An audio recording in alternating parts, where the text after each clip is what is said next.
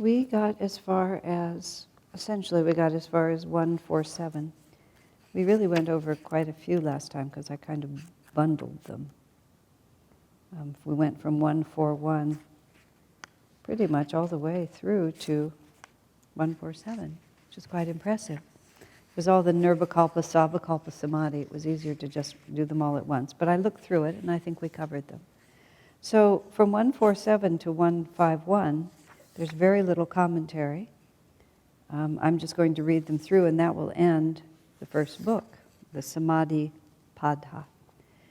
147 is, in the purity of Nirvichara, Nirvikalpa Samadhi, the Supreme Self shines. 4.8, in this state, one attains absolute consciousness. 4.9, this high truth is completely different from any knowledge or awareness gained by hearing about it, studying about it in scripture, or coming to it by a process of reasoning. 150. The awareness, I am free, which comes with this highest samadhi, eliminates all other impressions. When even this thought, this is 51, when even this thought, I am free, is eliminated, the soul attains seedless samadhi, moksha, or complete liberation. Those are beautiful ideas, aren't they? So what the whole first book, the Samadhi Padha, is talking to us about, even though it says now we come to the practice of yoga, it describes what that high state of consciousness is like, increasingly bringing us through all the different stages to it until we are, even this thought, I am free, is eliminated. So it's really absolutely gorgeous to just read over and over and contemplate. Nothing else compares to it. But now we are actually in Sadhanapada, the second book, which is called The Way to Samadhi. So now we get into, I think there's 4 books if I'm not mistaken. The third book is Vipudapada. And yes, there's 4 books. But this one is Sadhanapada, which means book, the Way to Samadhi. And this first one, it was really interesting to me because I have personal, everybody on the spiritual path gradually develops, especially someone who has to share these teachings as often as I do. You sort of have certain themes that become really important to you that you see are the critical ones. It's very interesting to me that this first sutra in the second book actually really touches on something that's vitally important to me and that I see as almost the constant sort of bottom line of spiritual teaching, which was nice to have that thought. I'll explain it in a moment. So, book number 2, sutra number 1. Accepting pain as pure, this is the way to samadhi. Accepting pain as purification, study of the scriptures and introspection, openness to the divine will and guidance and acceptance of them, these constitute the practice of yoga. It's very interesting, he just defines it. Okay. I was just wondering where it goes next. Yeah, and then it's a long discussion of ignorance, which we'll save until next year.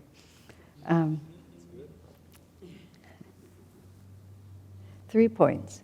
Accepting pain as purification, studying the scriptures and studying yourself, being open to divine will and guidance, and then accepting the guidance that you receive. There's 2 pieces there.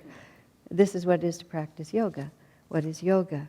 Yoga is the art of working with, this is how Swami defines it in one of his scripture commentaries. Yoga is working with the natural flow of energy in the body and instead of trying to repudiate it, trying to cooperate with it. So these points are about the method, given where we are, where we're standing, what we have to do, how do we go forward. So Swamiji writes some really, first he just talks about Hatha Yoga, which I don't need to talk about as much. These are interesting paragraphs when he starts talking about pain. Pain and suffering are part of everyone's life. The fact that they have normally been experienced by saints and seekers all over the world may be scoffed at by yoga enthusiasts. Yoga, they may insist, should prevent you from having to endure pain. Certainly it is true that Hatha Yoga is a cure for many ailments. However, there is also the question of karma. And then Swami just puts it very directly here in a couple of places. If you cause people to suffer in one or more past lives, then no amount of yoga practice will release you from the law of karma, which dictates that you must go through similar suffering in this or in future lives. Wow. Remember how Master talked about meeting, he met a man in somewhere where he was traveling, and the man was a health food enthusiast, and he declared to Master that I cheated St. Peter, he said, meaning I didn't have to go to heaven 3 times by drinking carrot juice. 3 times he was supposed to die, but carrot juice saved him. And Master said, when it times comes for you to die, you could bathe in the stuff and it won't make any difference. Just there's a limit to what we can do ourselves. And what he's also saying there is when things happen to us, when we have struggles and we have to face them, it's not really because, I'm not doing something I should be doing. There is also the law of karma. And then he puts it so bluntly, and he reiterates it on the next page. If we've caused pain in any way in past lives, then we will suffer in this one.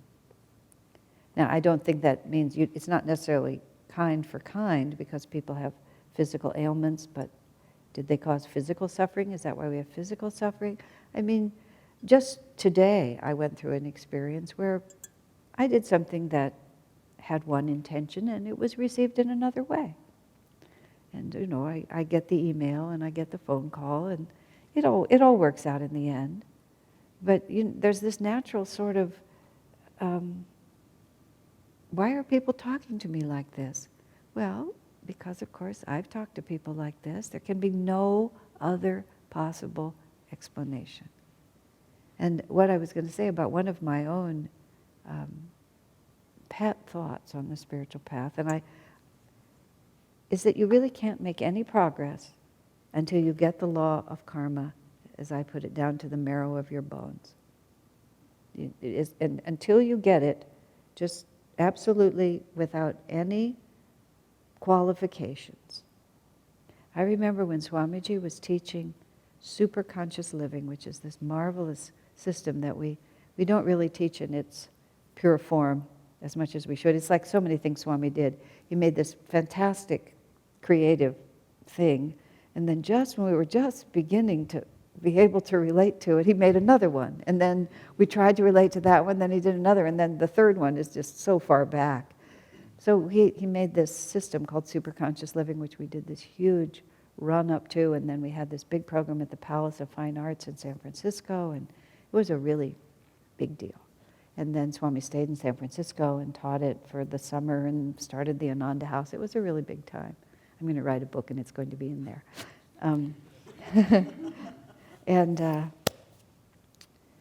But he was part of that course is because it's like the systematic, it's really the whole spiritual path in this beautifully creative, systematic way. One of them is the law of karma. And I remember him talking to this almost 1,000 people in the theater there. Many of them were not deeply into these teachings. And he was talking about the law of karma, and he wanted to really challenge the audience, remember? And he said this phrase, talking about the Holocaust and the Jews and the Germans. He said the Jews deserved what happened to them. That's what he said. The whole room went like that. You could just feel it. There was just this wave. And then Swami talked about what the word deserves means. Deserves doesn't necessarily mean that you're punished. It also means that it was a divine opportunity that they merited by the quality of their devotion to God. And I read many years later, one rabbi wrote, those years were the shining hour for the Jewish people because we had the opportunity to prove the truth of our teaching. Hear, O Israel, the Lord our God, the Lord is one. There is no other reality outside of God. And so everything was taken from us, and we got to prove that was really who we are and what we believe. I was in a Christian-Jewish discussion group when that was brought up, and nobody, neither the Jews nor the Christians, wanted to relate to that paragraph. I thought it was so fabulous, I kind of tried to push it to the surface, but nobody was going to go there. But what Swami was doing in that situation, and it's very important. If it's true anywhere, it has to be true everywhere. If there is such a thing as the law of karma, if in fact we are part of a greater reality, and if that greater reality is like a tapestry in which all the threads are interwoven, you cannot cut any piece out of that and say that this is not part of the matrix, of the system. It has to be. If anything is, everything is. And that's very challenging. And so what we like to do is we like to just kind of go a little vague. That's what happens a lot with people. You start coming too close to an uncomfortable truth and you just fuzz out just a little bit. I mean, this is a great mistake. This is why I got the phone calls and the emails I got today, because I tend to just like to say it like it is, and that's not always such a good idea. And then sometimes people get really, really freaked out when I do that, and I have to be more conscious of the impact, because otherwise it boomerangs back. But nonetheless, we have to have the courage, and what that also means, and this is why, pain is a necessary stage on the path to freedom, and we learn from it. And we learn from it because we have done something that moved us off, and therefore we need to be brought back on. I knew a woman who never, quote, never liked to hear her children cry. And she absolutely ruined those children. I mean, they were just crippled because she never could understand that you have to train children in the consequences of their own actions. How else will they ever know? And that seems to be one of the most difficult things sometimes that parents have, is they just can't get this, that you're just not here to play with your children. You're here to show them, the necessary laws of life so that they can grow up and function in this world in a positive way. You're no friend if you don't. Well, we live with the Divine Mother. And all of us, and this is where introspection comes with it, just have the tiniest bit of honesty and look at your heart. Today I got to play a whole lot of things out, and I got to watch, why am I annoyed? What am I actually annoyed about? Why would that bother me? I remember Swamiji once, I can't remember the exact, I can vaguely remember them, but Swamiji was doing something and somebody made a suggestion to him that was like, it was so obvious. And to even imagine that Swamiji didn't know that was just, indicative of someone who wasn't thinking before they spoke. And Swamiji he described it, he just had this impulse to make a response that was actually quite justified in the circumstances. And then he thought to himself, why? Why not just have the humility to be corrected on such an elementary level by someone who knows nothing? Like, why do I have to respond in anything except graciously? And he mastered his instantaneous inclination and went. To be fair to Swamiji, truthfully, he was also thinking of that person. Like, how could you be so insensitive as to not know this? But then he realized it wouldn't help him in that moment to present it, to answer him. So he just answered him as if it was a sensible suggestion and went on. But that's always such an interesting question, because the word humility is a very interesting word. Humility, of course, is self-honesty. But humility also means just not feeling it necessary to assert yourself. I was just talking to someone today. There was a woman from many years ago that I had to work with a great deal, and she pretty much took up all the air in the room. She was very forceful, and when she was present, and I was saying to Swamiji that I was having a little difficulty working with her because she was just so domineering. And Swami's response was, he said, when I'm with her, and this is this phrase, I just don't bother to have a personality. She has all the personality that we need, so I just don't bother to have one. Meaning he just surrenders. to whatever reality she wants to assert. And why does he have to assert the contrary? Where does that impulse come from? And that's the sense of humility that we're talking about. Also, that humility that why is this happening to me? Well, it's happening to you probably because it's a perfectly appropriate karmic response. I mean, you have a clue by the fact that it is happening. There's your clue. If it is happening, it needs to happen. You have to then think about what is the appropriate response, which is a whole nother discussion. I mean, their responses are, Swamiji gives us a whole series of introspection exercises, which are the ideal place to go, but they're predicated on a level of psychological integration. And so the ego has to have a certain integration before we can assume a right attitude. Let me think how Swami said this. He said it recently and I loved it. Oh, he said, affirmations cannot be an effort to run away from reality. You have to be able first to face the reality. And then once you have faced it, you can affirm the right attitude. And what the realities he was talking about is the reality of our own nature. If we want to merely affirm that this has not made me angry, we first have to face the fact that indeed I'm very angry. And once you accept that I'm very angry and don't run away from that, now you see a lack of humility is what causes us not to want to face that. Because after all, I'm a devotee. Devotees don't get angry,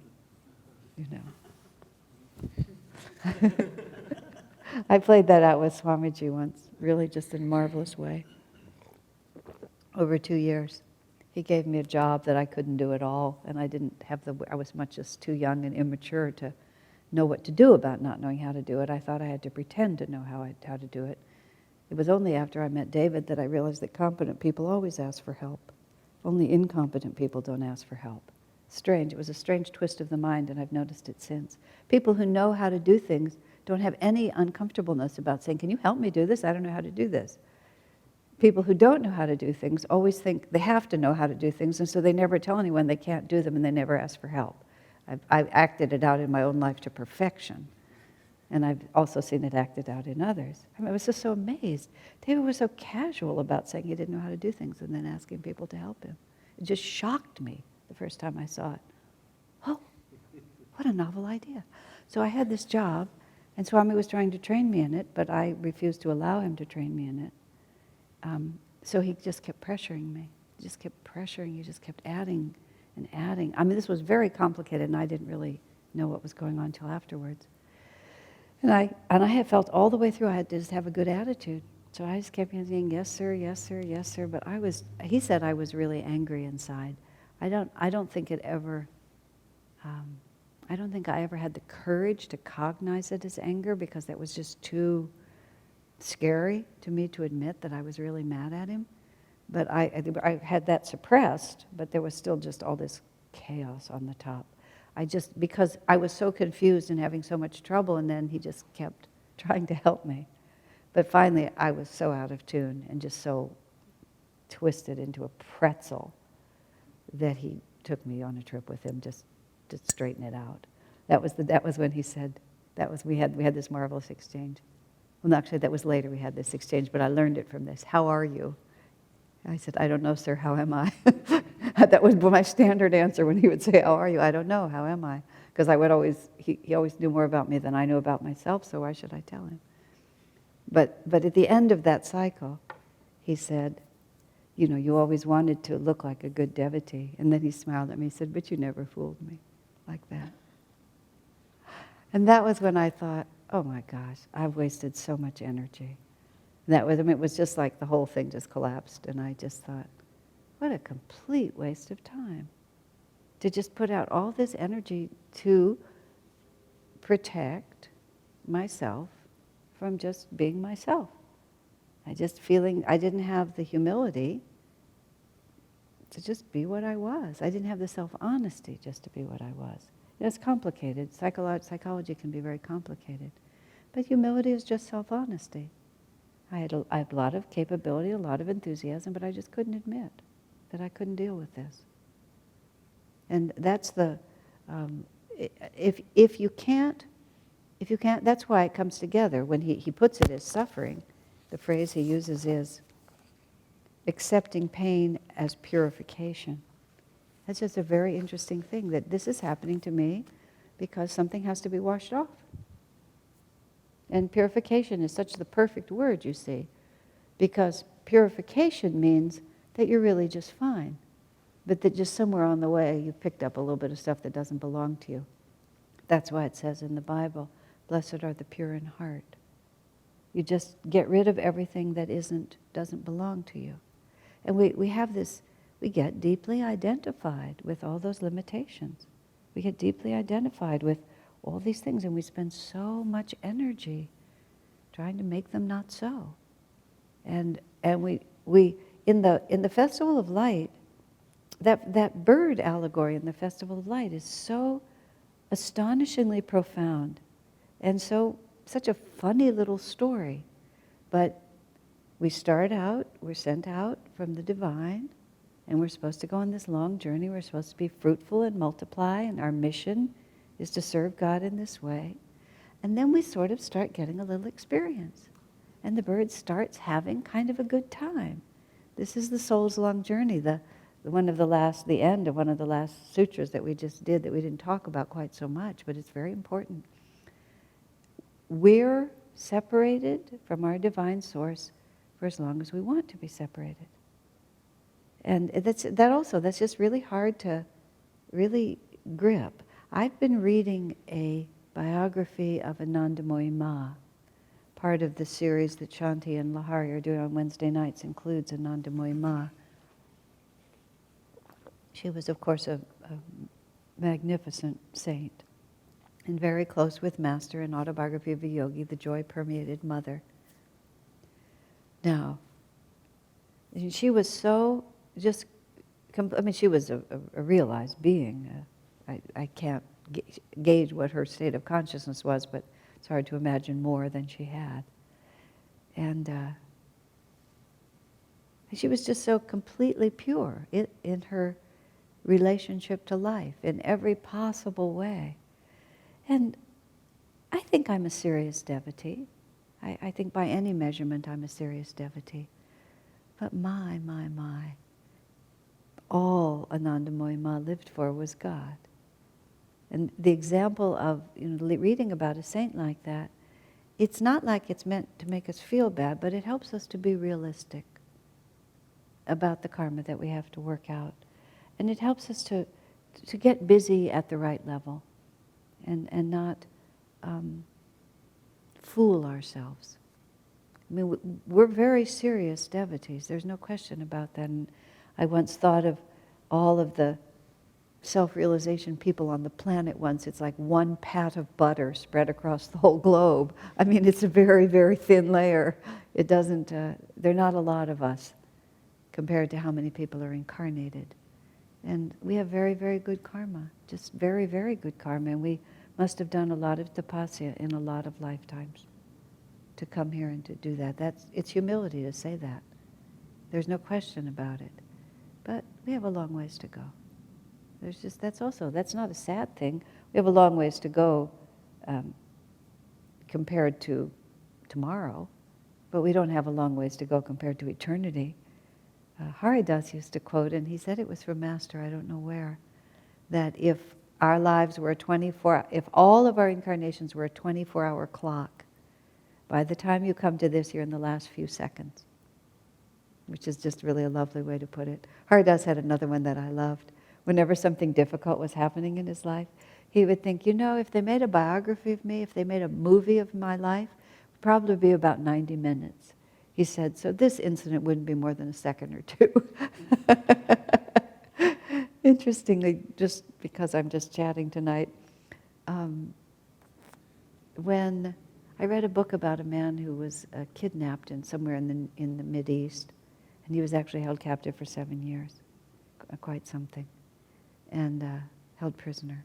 And one of the techniques that he had actually been trained in, because he whatever he was doing, this was always a possibility, is while you're in captivity, write your memoirs after, so that everything that's happening to you, you're describing in your autobiography later.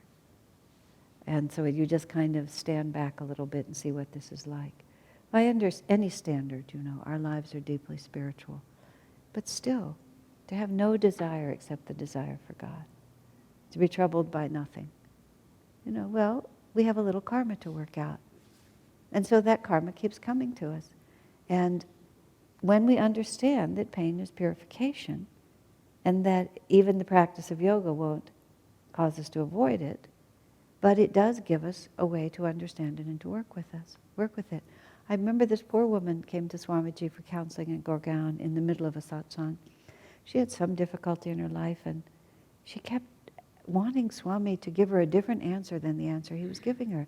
And the answer he kept giving her is, well, aren't you fortunate to be a devotee and to have a guru and be on the spiritual path so that you can understand that there's a purpose to this? And he would explain that to her so gently and so lovingly, and then she would wait till he was finished, and then she would just dive in with the same question again. Why is this happening? Why does this have to happen? And then he would answer her. He answered her about 3 times before he gave up. But that keeps us. I was starting to say about the bird. The bird goes out on that mission, and he gets out there, and then everybody tells him what's true, but he decides, no, I'm going to make up my own rules. And my own rules are, what else is wisdom if not to keep what is mine for myself? You've told me that I am part of all that is, and I have to give, and I have to share, and I have to identify myself with everyone, but that doesn't really seem true to me. What seems true to me is that I'll just take and gather for myself. And then repeatedly, he lost everything he had. I love that.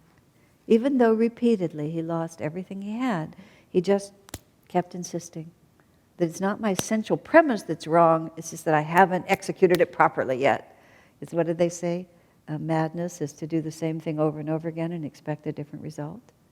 Well, that describes reincarnation pretty much, doesn't it?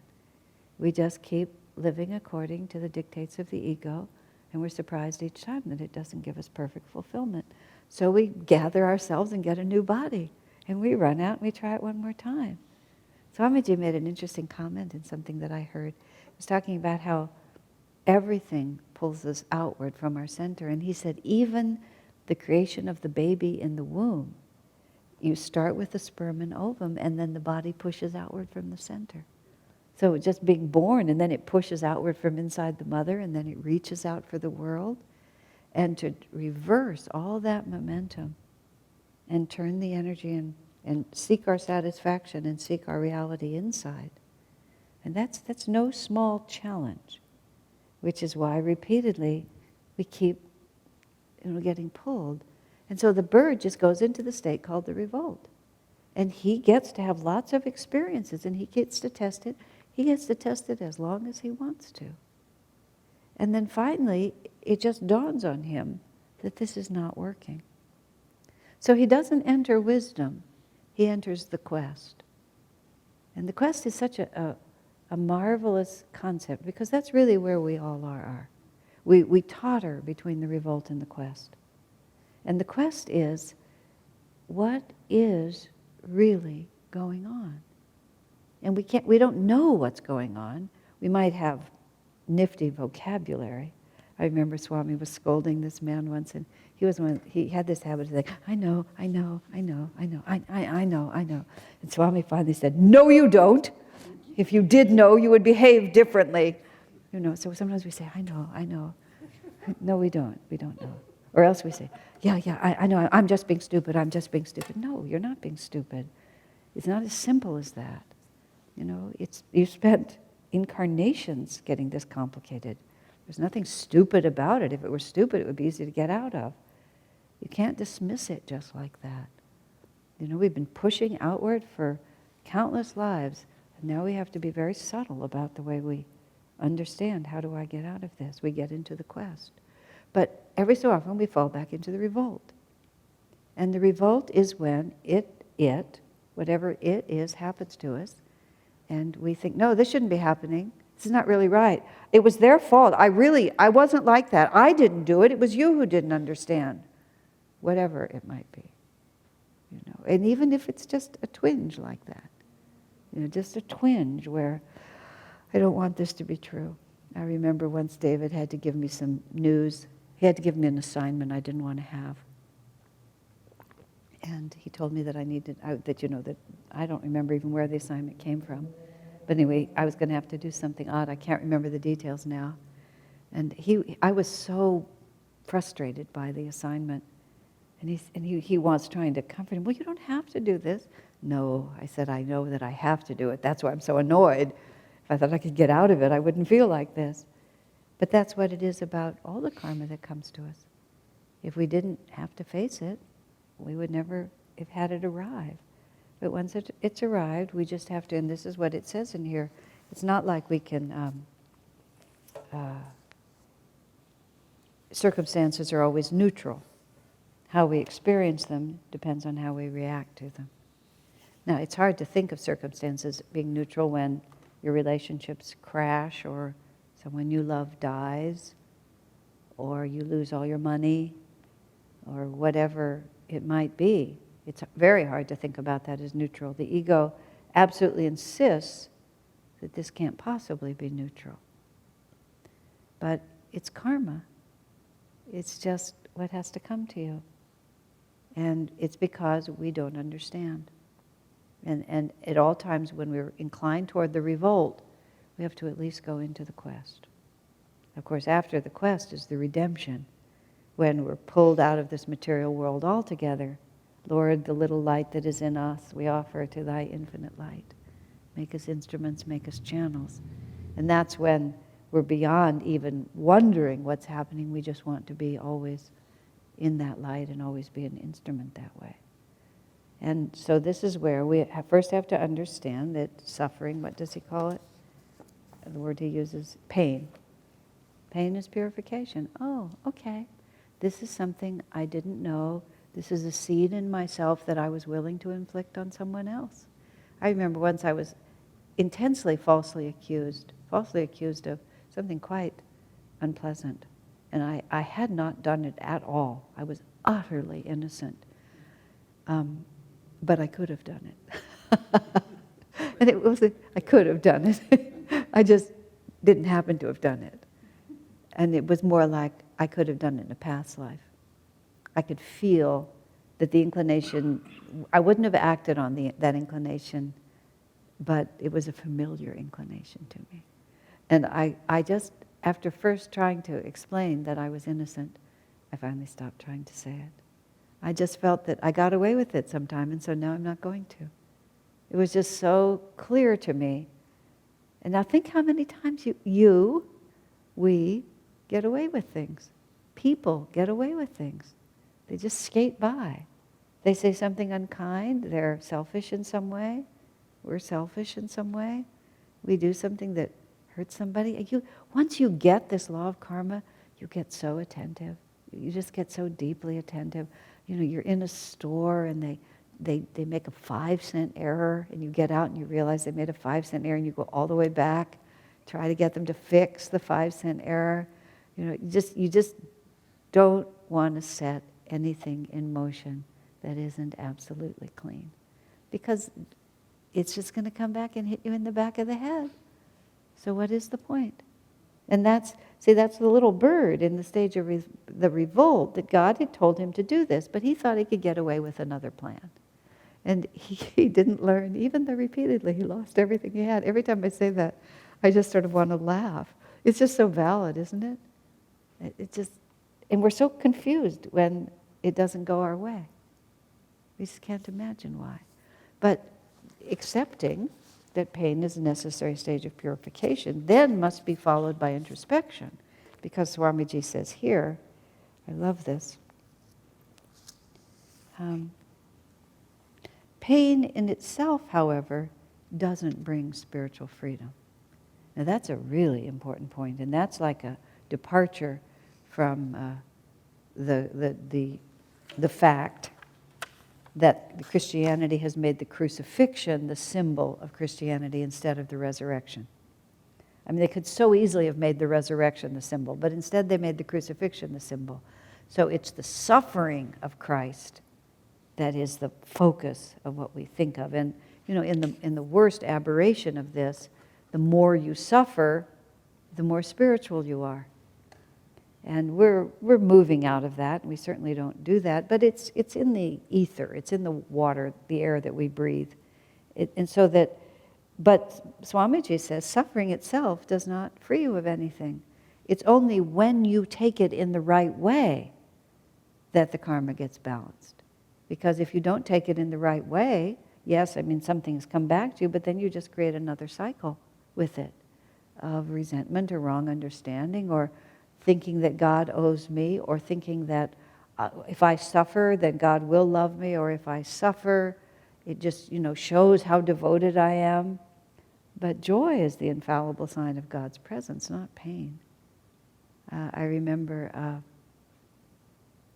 when I was, they have a word for it in Catholicism, over-scrupulosity, where you just start really feeling that God wants you to give up everything. Everything becomes like a concern. And I fell into it at one point. And I remember Swamiji, and the word I always use is he pleaded with me, which is an odd phrase to apply to him, but that was the vibration that I got from him, in the sense that he was trying so hard to get me to understand. And the way he put it was, being unhappy is not God's will. He said, that's your idea. And that was sort of like, anything I wanted must not be what God wants of me. And the more I contracted and confused and crimped and denying I am, the better. I remember, this is related only, but I had two people in my life, and one I got along with beautifully and one I couldn't get along with at all. And one I adored and one I didn't like at all. And they were just the two most important people in my life. Two guru bhais. It was just karma, duality just playing itself out like a melody. And I said to Swami, I said, Swamiji, see, I figured this out. The problem is, you see, not that I don't like this one, but that I love this one too much. So I need to love this one too much so that it'll balance out. He looked at me and said, that is the stupidest idea I've ever heard. Fortunately, he didn't mince words with me. Oh. He said, great love is given to you so that you can understand your capacity for love, and that you can learn, to raise all your relationships up to that level. You don't equalize them by lowering one. But in fact, we get into that thought, you see. Something is beautiful and good in our life, and instead of giving our heart to it and entering it into it with full joy, we think that God doesn't want us to be happy. We don't understand. We don't understand how to be expansive. We try to equalize it by making everything wrong. Pain is a path to purification, but we also have to study the scriptures and we have to introspect, or else we don't know what to do with what comes to us. See, that's where it is. Otherwise, it just comes to us and we go through it and we create a whole other set of vrittis and we're just off again. And there we go. And that's where Kriya is such a big help. Because when we try to just work out our karma by living through it, we inadvertently create a whole lot more. It's a hazard it's an occupational hazard of trying to get free that way. When you do Kriya, you're burning it up at the source. And so it's the shortcut, because you're not so likely to get sucked into other realities. So by introspection and by studying the scriptures then, by understanding what the masters have said and why they've said it.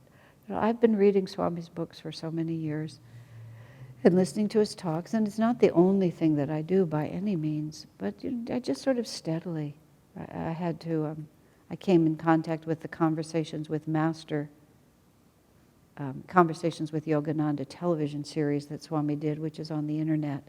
And so often just before I energize, I'll just click one of those on and just listen to it while I'm energizing it. Just 15 minutes, it's just every single time there's a gem somewhere. He's just always pouring out. And he's a scripture. His books are scripture. It's not just the Bible and the Bhagavad Gita that we read. It's the holy books. And we have to study them. We really have to study them, because it's just not easy to grasp. And it doesn't necessarily mean that we arduously go from page to page and take notes of everything. It's not intellectual. We have to study them in the sense that we have to really try to grasp the point. And whatever teaches us, I mean, the music teaches people. Music is the scripture too. The chants, the songs. I listen to Swami's songs, and every so often just one of those phrases, it just leaps out at you. Or just even the whole body of work. Just there's just so many different parts to it. But studying means not only, as I was saying, not only this arduous by the oil lamp with the yellow marker or whatever it is, but study means to take seriously and to listen attentively and not just have it pass over our head all the time. And whatever we spend our time doing, that's what we become. And if we really want to be guided, we have to find ways. And if we're restless and have many other interests, it doesn't have to be the only thing that we do. But if we make it a regular, steady part of what we're doing. When I used to teach meditation 1 classes, I would always, the last class of the series, I would always talk to people about, you're very enthusiastic now, but many of you will quit. And why do people stop meditating? And there's many good reasons. People stop meditating when it starts working, which I always find the most amusing, because meditation increases your awareness. So you start meditating and your awareness starts increasing. And when you're standing at the top of the hill, you can not only see the far distant hills, you can also see down into valleys you didn't even know were there. And you start becoming more conscious of yourself and who you are and what your life is. And sometimes don't want to know that. Let's just go back. Unconsciousness was more comfortable. But for this discussion, one of the reasons people lose momentum on the spiritual path is because they don't keep refreshing their understanding. They learn a certain amount and then they stop learning. They stop studying. They stop attending satsang. They stop drawing energy in. And if you don't keep drawing energy in, you don't keep going. Just in whatever random, haphazard way you do it. I mean, I'm at the point where just random, haphazard, I have all Swamiji's books and all of Master's books, and I just always try to keep one of them going. It may be in between other things that I'm reading, but I always just try to keep one of them going. And it takes energy to do that. But if you do it, and I keep the tapes going, you just keep it going. You study the scripture, and then you introspect. You ask, how does this relate to me? You listen for that, which is your message. It's how could you say? It's trillions of words, trillions and trillions of concepts, gazillions.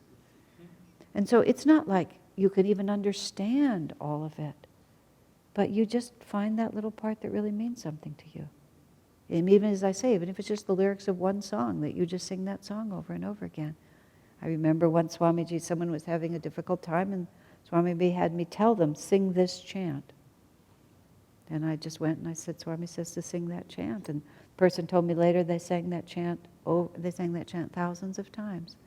And it became the anchor point for what was needed to understand. It wasn't sing the chants, it was sing this chant.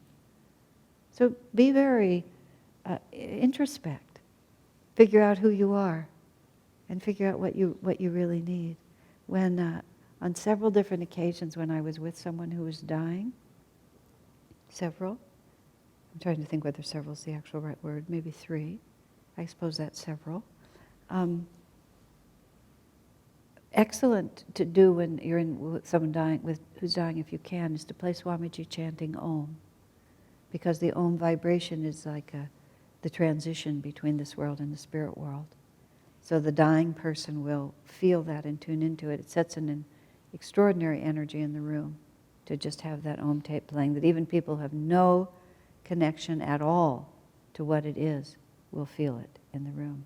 But what I was going to say about that, in the context in which I have done that, it's amazing what a scripture that mantra is. You just hear it just over and over. You hear Master chanting, that loop tape we have of Master chanting Om, Om, cosmic beloved, and you just hear that, and it tells you a lot. And then you have to pull that then into yourself. So that it's not just on the surface, but that it goes way into your heart. Why do I get angry? Why am I not able to accept this correction? Why do I feel that people are mistreating me? Why am I disappointed when what I thought was mine didn't come to me? Why am I upset because people are behaving the way they're behaving? People are so original. Have you noticed that? Every time I start to even become slightly,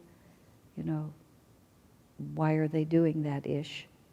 I think of Swamiji and all the people in the world. I mean, not just in this country, all over the world that he helped and put up with. And I think of the ones I know, and I think of myself. Just how patiently and how completely he just saw the necessity for each of us to unravel it in our own way. And how powerful that is. And we have to keep coming back to that just over and over. This is the only way to get there is from here. And if this is here for me, then the only way to get there is through this. The karma will come to me exactly what it is meant to, and it's always neutral. Just depends how I take it. Okay, let's take a little break. I guess this is just because the class doesn't seem to have a super specific topic but it is on topic. I guess I was wondering, recently a friend has helped me with something that I didn't really know needed help, but it was one of those things.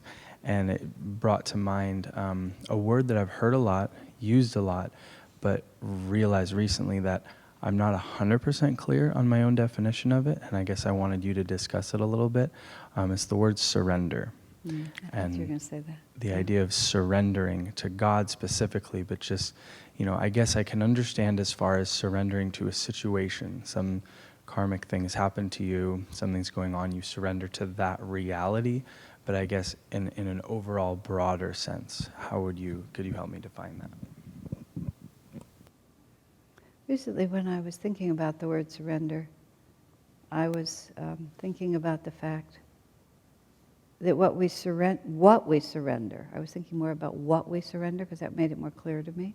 What we surrender is our isolated sense of separateness from the world around us and from God Himself. If we're thinking about surrendering to God, we have this very strong habit of being in charge and of thinking that I have to figure things out myself and do it myself, and that what I think is right. And that's what we surrender. To surrender is to surrender that little fortress that we've built around ourselves.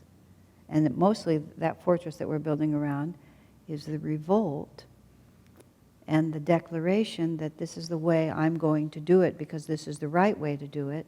And we even have a right way to relate to God.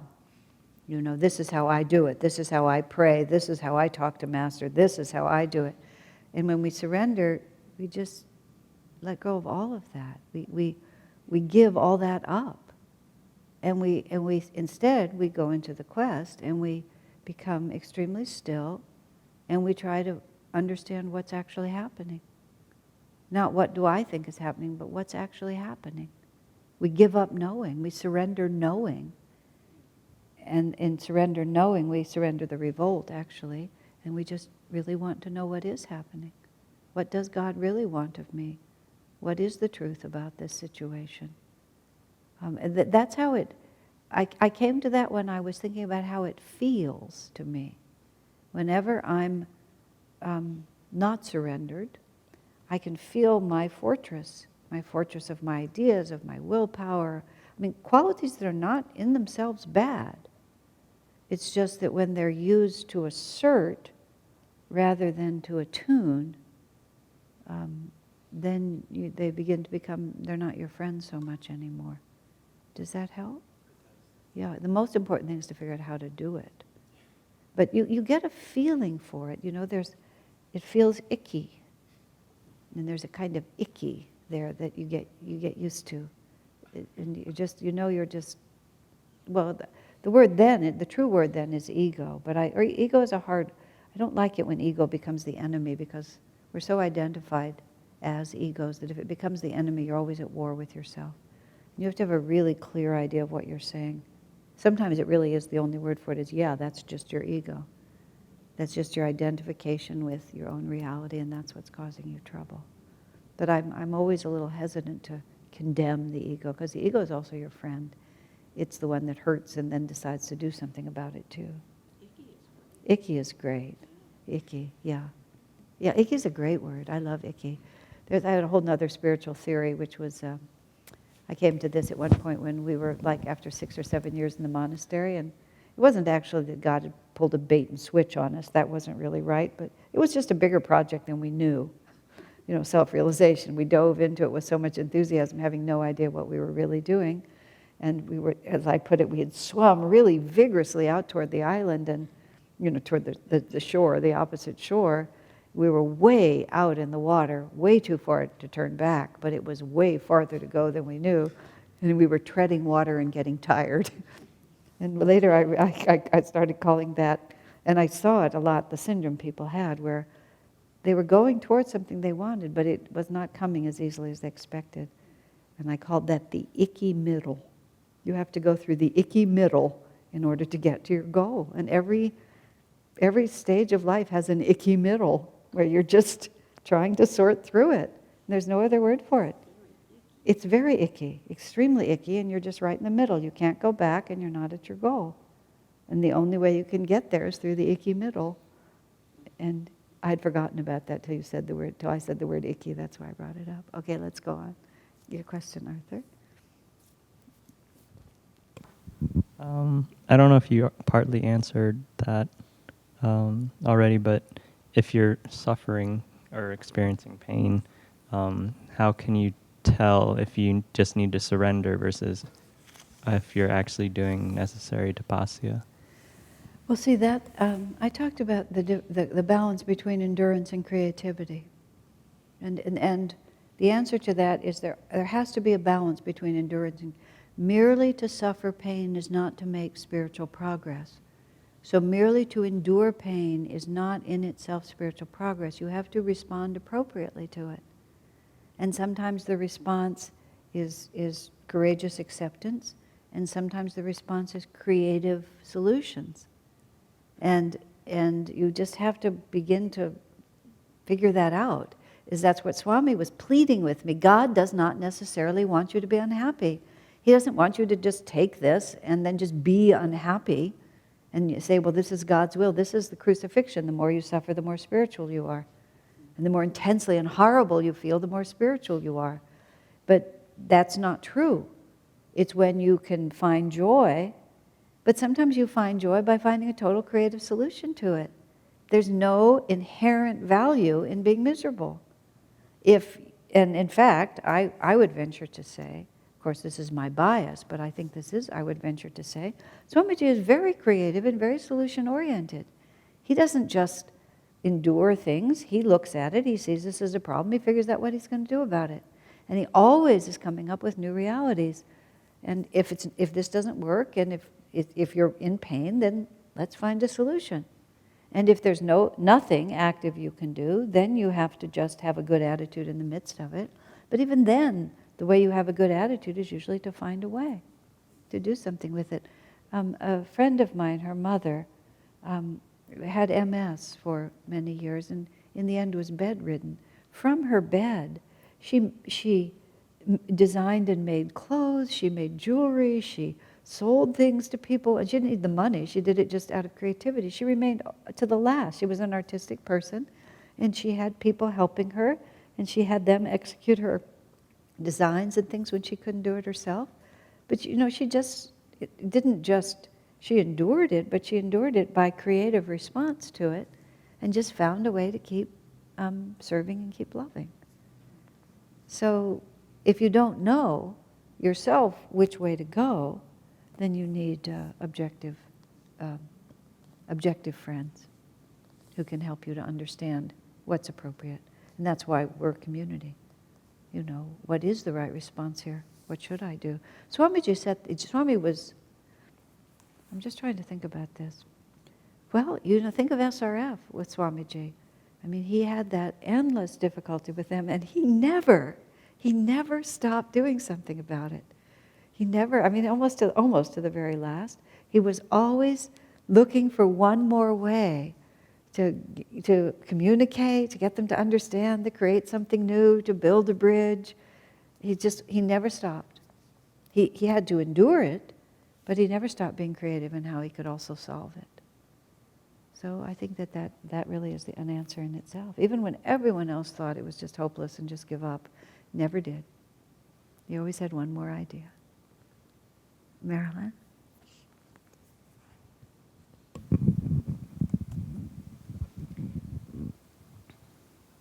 I hate to use the word think, but anyway, I've been thinking. Uh-huh.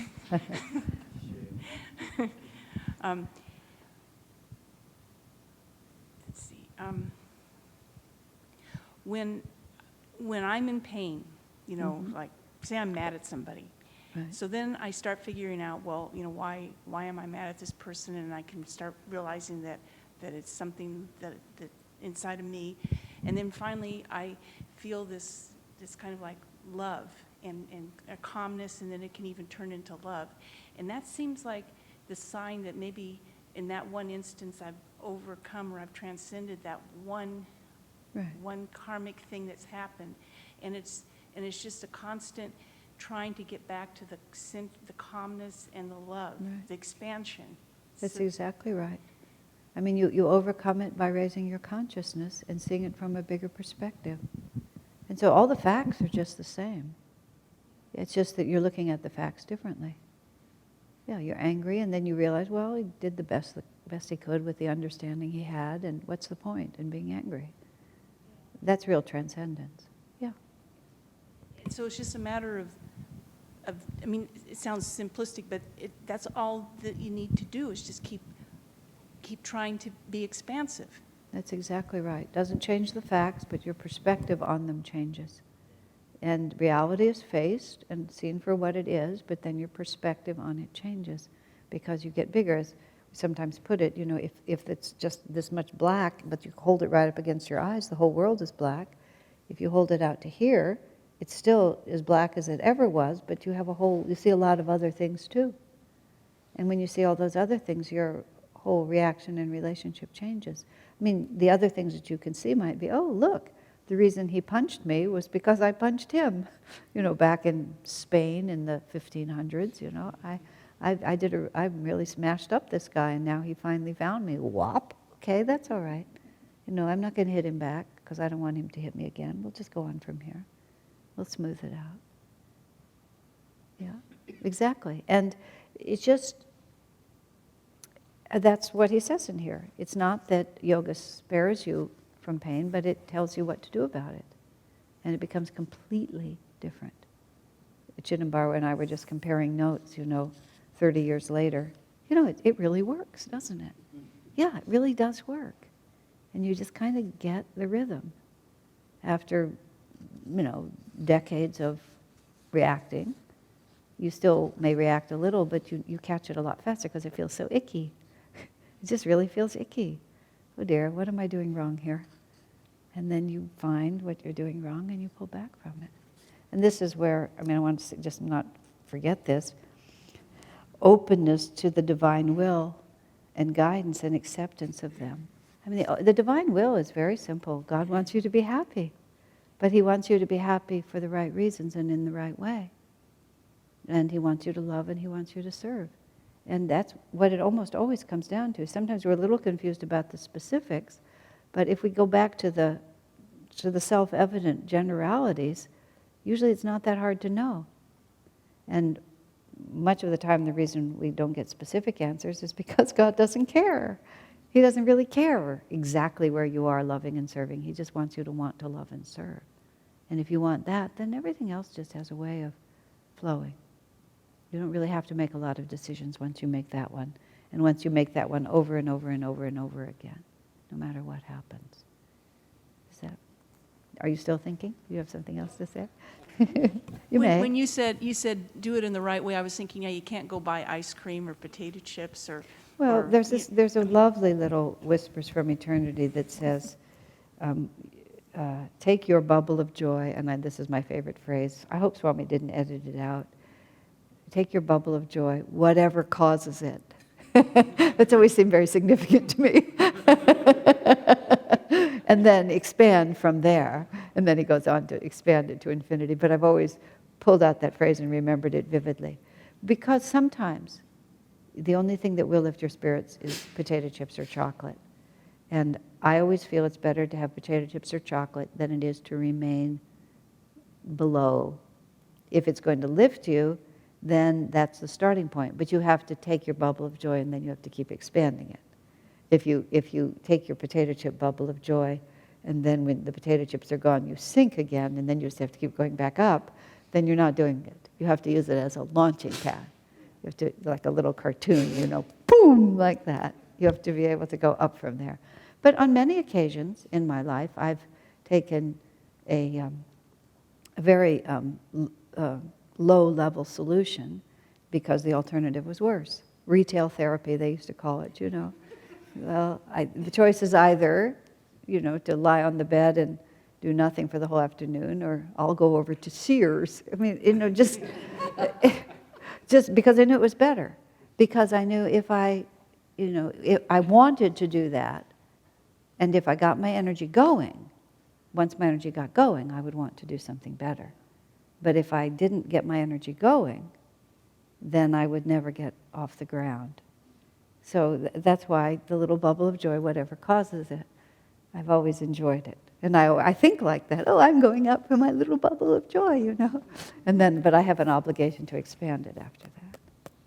It's always a battle. It's just a battle of the worst, the best, and the possible. And then you just do the possible. Because if you always do the possible, some of the spiritual path gets so simple. It doesn't get easier necessarily, but it gets so simple.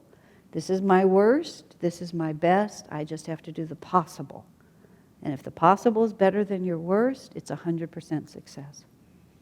That's all. Just keep pushing it. And somehow or another, the whole thing works. We all of us who have been on the path for a long time, we just cannot say it enough times. Just don't quit. There's just one rule, don't quit. Just don't quit. Don't worry about anything else, just don't quit. Just keep at it. And you'll suddenly, and it happens like sort of repeated suddenlies, you'll suddenly realize that you have changed beyond recognition. You'll just be stunned by what you've changed. And you don't exactly know when. Someone described it to me once like ice melting. It's like there was ice there and then it's gone. And you didn't exactly see when it went away. But you're conscious of the fact that it's not there anymore. This reaction, this anger, this suffering, this pain, this incompetence, whatever it might have been, this fear, just suddenly it's just not there. And it's, the opportunity comes for it to express itself and there's nobody home. Wow, isn't that nifty? And you're just so or you hear yourself just saying things or affirming or advising, and you think, whoa, where did that come from? But you realize it's really who you are. The thing about this path, the Kriya Yoga self-realization path, it's not flashy. We just don't, there's not a lot of bells and whistles. People have deep experiences, but we're not all the time talking about the walls started shimmering and then they moved out and, and the masters came parading in. It happens, but not that often. Mostly we just kind of go from day to day. We get together and we have dinner and then we have another kirtan, and then we have a meditation. We just move like this, and then we buy a farm. Every so often we do something really exciting. We pay off the temple, things happen. But the change that happens to you is when you change, you are completely changed. When it's gone, it's gone. And you just are. It's not like you have this exciting big weekend in which you have this great revelation and now and then on Monday it's not quite so bright, and Tuesday, and then on Wednesday you're just the same, and on Thursday you're just like you were before you started. It's like you just keep at it, and And you just become, as I say, in this, like, I don't know when it happened, but when I measure myself against my starting point, you just can claim enormous victories. You can make so much progress on this path if you put yourself into it at all. Yeah. I add my testimony to all those who came before. Yeah. I was just going to say, I just read from Conversations of Yogananda. We read it before we meditate. And the one, I think yesterday, it was just one of those, it was like so exactly what I needed to hear. It was Master saying that, think of meditating, even if you don't have any meditative experiences or lights or even inner joy, think of it as karma yoga, desire or action without desire for the fruits of action. And basically saying you don't know what your karma was that keeps you from these things, but whatever it is, no sincere effort goes unnoticed. I forget the word he said, but... It's never wasted, that's never for sure. wasted, thank you. Yeah, I don't know Thank if you. that's what the book says, but it isn't wasted. It was that idea. Yeah, everything is karma. If you can't do it, you can't do it because of whatever. Swami's told Master, I have trouble going breathless. And Master said to him, Swamiji said to Master, I have trouble going breathless. But didn't Master say, that's because you used to talk a lot? And then Master said, oh, well, you were happy then. It's just so you just don't know what the conflicting forces are. And there's the worst and the best and the possible. So you just do what's possible. And that's victory. I mean, it's hard to, that's where humility comes in. This is my best. I used to have a mantra it was a mantra from the Green Trailer. I remember it from the stage of my life. I am a sincere devotee. This is what's happening to me. This must be what happens to sincere devotees. Because a lot of things used to happen to me. Because I was pretty unhinged for that first decade. But, this is what happened to me. This is how it's manifesting. I couldn't be more sincere. I could be a lot more capable, but I couldn't be more sincere, so this must be what happens to sincere devotees. I found it very comforting, because it's just, there it is. If this is how it manifests, this is how it manifests. It was very comforting. I mean, I haven't remembered it recently. I'm sort of in that moment, the icky middle and the sincere devotee mantra were all part of the Green Trailer era of my life.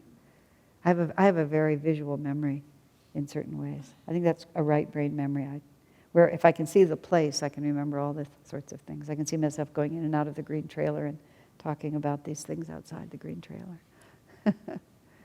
Okay, any other questions or thoughts? We're sort of in a lighthearted mood tonight, aren't we? Okay, let me see what else. Oh, here it is. This is the last one I wanted to say. So remember, Swamiji says, yoga doesn't free us from our karma. It frees us from susceptibility to whatever suffering karma might otherwise cause us. We're not susceptible to the suffering. Isn't that interesting? Karma doesn't oblige us to suffer. Very important. It merely obliges us to experience the ups and downs we caused others to go through in the past. Isn't that an important distinction? Yoga doesn't free you from the karma, but it frees us from the susceptibility to suffering. And karma doesn't oblige us to suffer. That's such an important point. Merely because this is happening, I don't have to suffer. It merely obliges us to experience the ups and downs we caused others to go through in the past. Swamiji, when we were in the middle of the worst of the lawsuit, and people were just, it was savage. It was ugly. It was really ugly. And he went off to Hawaii just for a couple of weeks. He just sort of had it with the whole thing. And he wrote to us and told us after he came home, he said, I thought it was enough to accept what was coming to me. He said, but I realized I had to love what was coming to me. And he said, I also had to, to accept the people who were doing this to me. No, I had to love them. I had to love everything about this experience. Because it's all coming from God. And it's all for ultimately for good. It wasn't personal karma for him, but it was something he took on for many reasons. You have to love the experience. I mean, really think about that. Even if you can imagine, or if you're going through something that's really difficult, to just love it. Oh, isn't this wonderful? Look at what a mess the whole thing is. I was dealing with someone once who was having relationship troubles, money troubles, health troubles, and people in their life are also suffering. I said, wow, this is 100%. You're going to get to wipe the whole slate clean and just start over, aren't you? I mean, their first response was hardly, but then they got it. Like, there's always a bright side. Because, yeah, sure, everything. You're getting to reinvent yourself completely. It's just getting scraped. It's a tear down. It's a tear down, and you get to rebuild a new model here, because it's all being taken away. It's very hard to embrace that. But there's the worst and the best and the possible. We can go toward it, because karma doesn't oblige us to suffer. It just obliges us to experience the ups and downs. Marilyn.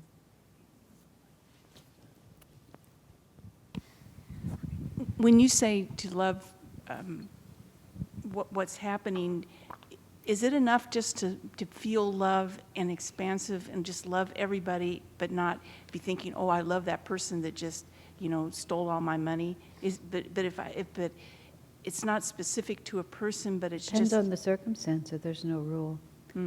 Depends on what's necessary for you to feel free and what the karma is asking of you. If somebody is evil to you and you have to be able to forgive that person, then sometimes you have to forgive that person. If in general you're afflicted and there's no face to it, you can enjoy the affliction. It just depends on the circumstances. There's remarkable stories out of Rwanda of because neighbor turned on neighbor, and people's families were massacred by the people they'd grown up with.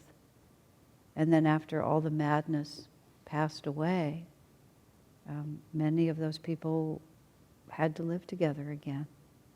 And you hear these just extraordinarily moving stories of, that because somehow everybody knew, because it all happened really close. You were the one who killed my parents, and there you are in front of me. But now all the madness is over, and you're just standing there. I remember Corrie ten Boom, who was in the concentration camps in Germany, afterwards meeting one of the really cruel people that she'd had to deal with, and I think he wanted forgiveness from her. I think he reached out her hand, and she says like this, I couldn't do it, but Jesus could. And she just let him lift her hand. And she gave him her hand. That's how you free yourself. Karma doesn't oblige you to suffer. Yeah. Sometimes you can rise above the issue about how you deal with a specific agent of your pain or your suffering. Just remember where it came from, and try to feel gratitude in your heart about where it came from, namely Divine Mother. No, exactly. It's a good way to put it. Sometimes the specific agent, the one who delivers the message, shoot the messenger. It's not really the messenger's fault. God just matches you. He finds just the right person who is capable of delivering just the right message that you particularly need. And just be grateful that they brought it to your attention. And then by your reaction, you can tell that you have something to learn. And as Swamiji said to me once when I was weeping over my reaction, he said, this is the good news. He said, you weren't putting out any energy to overcome it because you didn't know you had to, and now you do. And he's just, I'm all shattered, and he's just as cheery as he can be, and thinks that just some really happy message has been delivered to me. By our reactions, we can tell. And I will end with this, once you really get the law of karma down to the marrow of your bones, you realize there's no way out. It's as one man said about what soon became his ex-wife. She had two ways of doing things, her way now or her way later. That's how he put it. And I love that though, because I think about that. It's like either I face it now or I face it later. There's no third alternative. And running away only makes it bigger. Swamiji said, it's not that the karma gets bigger, but by running away you get smaller. And then the next time you meet it, it looks bigger. But it's like once you really, really understand that if I'm reacting, I'm going to have to get over it. If I'm suffering, I'm going to have to rise above it. And it must be faced. And it's happening because I have to face it, and there is no alternative, no wasted thought, no wasted energy, no wiggling around with that. It's just, I do it. And even if I do it badly, and even if it takes me forever to do it, there's no choice. There is so much freedom in that.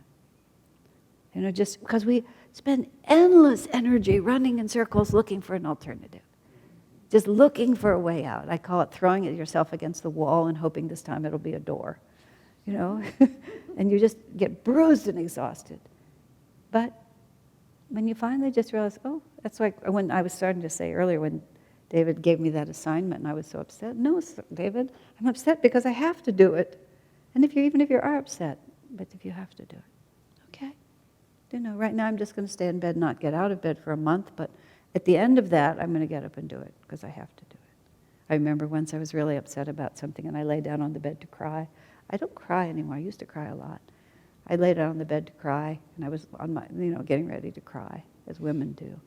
And I thought, when you cry, after you finish crying, your face is all puffy, your eyes hurt, and you're tired all afternoon. And then I just said, let's just not do this. And I just got up, just went back to my life. And that was probably close to the last time I ever did that. And once I was upset about something, and Swami said, now don't cry like that. And I kept my eyes, I had to keep my eyes like that, just because I could feel that. But I kept my eyes like that for about a day. And then I got over it. And again, I've rarely gone there again. It's like, don't bother. But what's the point? You're just going to exhaust yourself and then you're still going to have to face it. Swami once made the reference that someone's tears were, he called them angry tears. They were just so angry that they were going to have to deal with this. And he was very unresponsive to those tears. The revolt, the quest, the redemption. Okay, great souls. That's it for, as it happens, for a while. But we'll start over again, and it will be now when we start over. So, okay. This is fun. God bless you all.